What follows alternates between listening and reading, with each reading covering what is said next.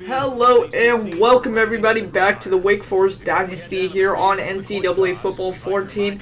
I'm your host JT Mathis 48. Thank you for tuning into today's broadcast of your Wake Forest team here trying to make the playoffs in the first year under new head coach Siege James Mathis.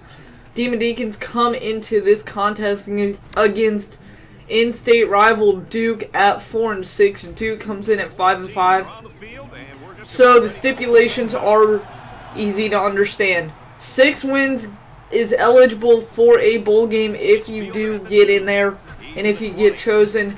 5 wins or less, you're not going anywhere.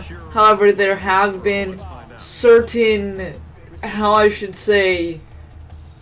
reasonings that you see maybe 1 or 2 5-win teams in there. But math is simple. Wake Forest wins out the rest of the year. 2 games remaining, including this one. They finish 6-6 and more than likely go to a bowl game. They lose just one of these and they do not go to a bowl game. So stakes are high. It's crunch time here in Wake Forest. And what better way to do it against rival Duke. So let's get into the game. As you've seen some gameplay already. 8 minutes, 59 seconds left. Just a tick under 9 minutes here in the first quarter. And it wouldn't take long for Wake Forest to get started. Josh Harris, one man to beat. See you later touchdown. Just a couple plays in for Wake Forest. And Josh Harris, after that 3 to 4 week injury, had come back struggling, but here he shows why he deserves to be top player on this team, and he deserves this team to go into the playoffs. So everyone at BB&T Field, at least the gold and black team, or the tan and black, whatever you want to call them, fans, they are reeling right now. Just a minute 10 into this ball game, 10-minute quarters, and it's already 7-0 Wake Forest. So, Wake Forest up 7-0. Let's go 2nd and 2 for Duke now. Anthony Boone out of the pistol, I believe. If I'm wrong, correct me. But here, he's going to lose 3 yards. Justin Jackson said to be the second in command behind A.J. Marshall here on defense. Gets Boone for a loss of 3, and it's 3rd and 4. So now, Jackson, Marshall pumping up the crowd here at BB&T Field. Anthony Boone's gonna find, who is that? Isaac Blankeny, however you say that name, for a first down, but just barely. So now 2nd and 14 later on in the drive. Anthony Boone looking, searching all day, but Hill drops it. Easy touchdown if he catches it. There was no black uniform in sight, maybe except on the sideline, but he had help. So now 3rd and 14 for the Duke Blue Devils from the Wake Forest 35-36 yard line. Let's see what they can do. It's going to be a screen out to Sneed, and Sneed is going to sneak his way just for a 3-yard reception, as it's Wake Forest coming up big early in the game. Here under 3 minutes left, or not left, but 3 minutes already gone here in the first quarter. So now Wake Forest defense, special teams, they're going to go 1 for 1 on the day. They don't block it, but they force Duke to miss the field goal. So with that miss on the field goal, let's get the studio update. Number 20 Miami Hurricanes, who are 8-2, come in at home against the Virginia Hokies, or Vodtech. And, not Hokies, but Virginia Cavaliers, there you go, who are down early. But we really don't care about that game. They've both clinched. Well, Virginia hasn't clinched, but Miami has. They're 8-2 and they're ranked top 20. So we really don't care about that game. We're really caring about this game. Stuttering words not helping the broadcast at all. But Josh Harris off that screen is helping things. And Wake Forest already down to the 5-yard line of Duke. At home at BB&T Field, crowd gets loud. Josh Harris, 2-yard gain, down to the 3-yard line, and now it's 2nd and goal for Wake Forest. So, accelerated clock or just good composure by this offense They drive the clock down all the way to 4:15 before snapping it. And Josh Harris is going to walk in second on the day so far. Let's get a replay from about just 3 or 4 yards out. And it's 14-0. Wake Forest Demon Deacons up early. Just under 6 minutes gone, or 6 minutes. What, you get the case. There's 4 minutes left. Wake Forest up 14-0. It's a good day so far. 3rd and 17, however, though, things would slow down for Wake Forest. Tanner Price on the run almost gets clocked in the head by Duke defenders there. Luckily, he was able to miss it. Unfortunately, though, 7 yards on 3rd and 17 won't get the job done. So bring on Kynal, and Kynal is a killer. This punt goes down to the 20. Crowder goes up the field for a 34-yard return. Jamison Crowder, a good day for him. We'll get into that a little bit later. Right here, offense at a glance, you saw the numbers. Wake Forest dominating Duke so far. On paper and on the bets, it was Wake Forest's favorite. But anything can and will happen in college football. You guys or girls know that. But right here, Hill gets that catch after he drops it, and Nick Hill gets rocked. Absolutely demolished by the Wake Forest secondary. Luckily, he wasn't hurt, and he was able to hold on for Duke. So, 1st and 10 now. Anthony Boone coming down to the end of the first quarter, and it's Brandon Braxton with the catch.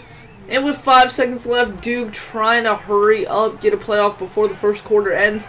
And they will do so, 1 tick left, but it's going to result in a loss of 3. Anthony Boone down at around the 15 to the 20-yard line. So that sets up shop for the start of the second quarter, where Wake Forest is going to try and defend their end zone. Duke is at, it looks like, the 23, so a little bit off.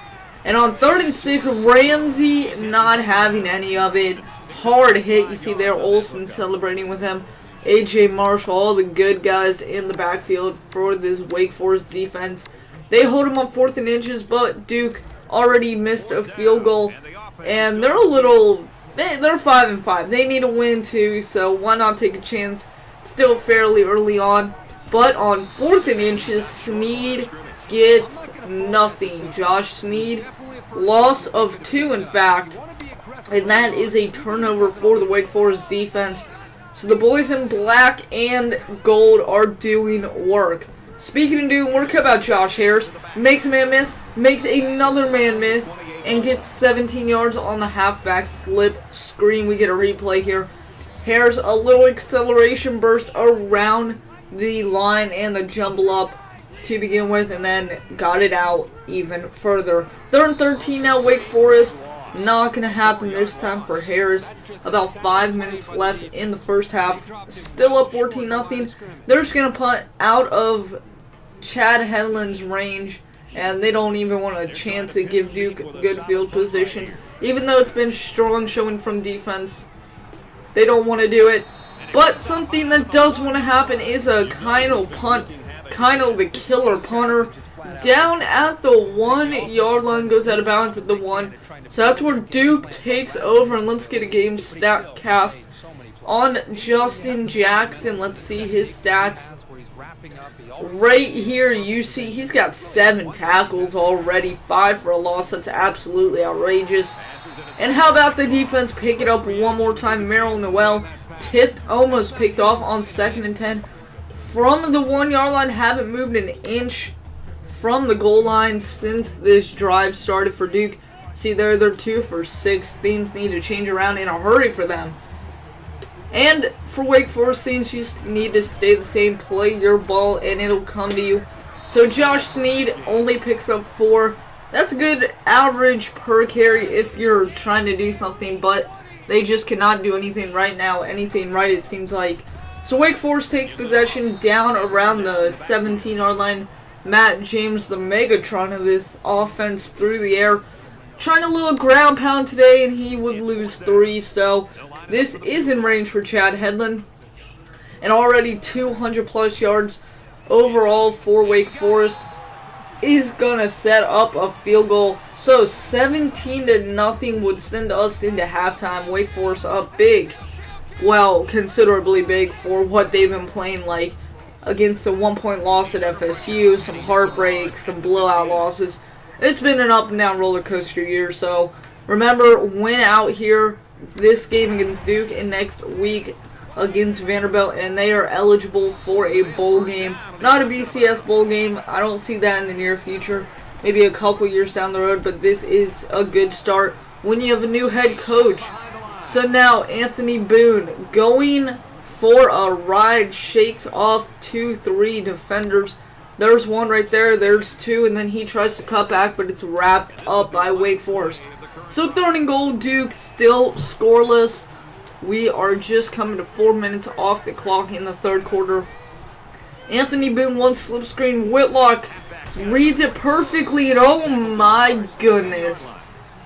Jawan Thompson goes skydiving.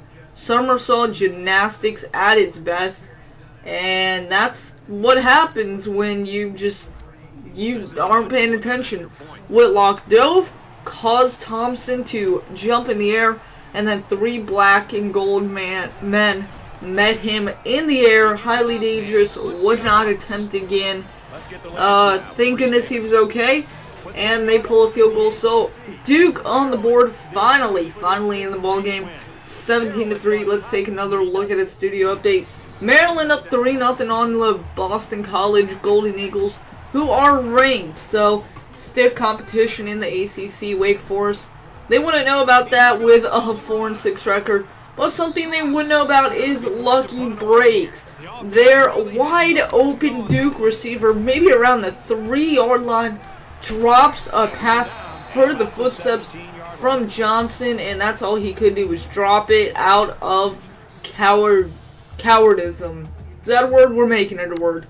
So now later in the game, coming down to the end of the 3rd quarter, Harris takes it for a couple yards, 9 to be exact, and that's how the 3rd quarter would end, 17-3. Wake Forest dominating this game offensively and defensively. Before the 4th quarter gets started, number 5 Iowa falls to Michigan, who goes 8-3, 28-12 victory over the Hawkeyes. Iowa 9-1 coming in, falls 9-2. Boston College, they were losing 3-0. How about some redemption? Number 23 in the nation at 7-3, 14-3 over the Terps, the Maryland Twerps, whatever you want to call them. They're losing. So little vice versa here. If Duke was up 3-0, then we came back, but it just wasn't Duke's day, and this is why. Zach Allen picked off Anthony Boone. First turnover for the Blue Devils. First turnover of the game. And what would that lead to? Well, let's find out. It's 24-3 now, Wake Forest, after a Tanner Price touchdown.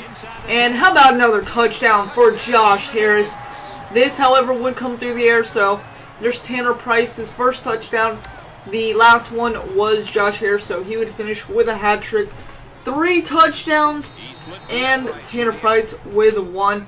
But all is said to be fair and love in war, and right now it's all love from Wake Forest.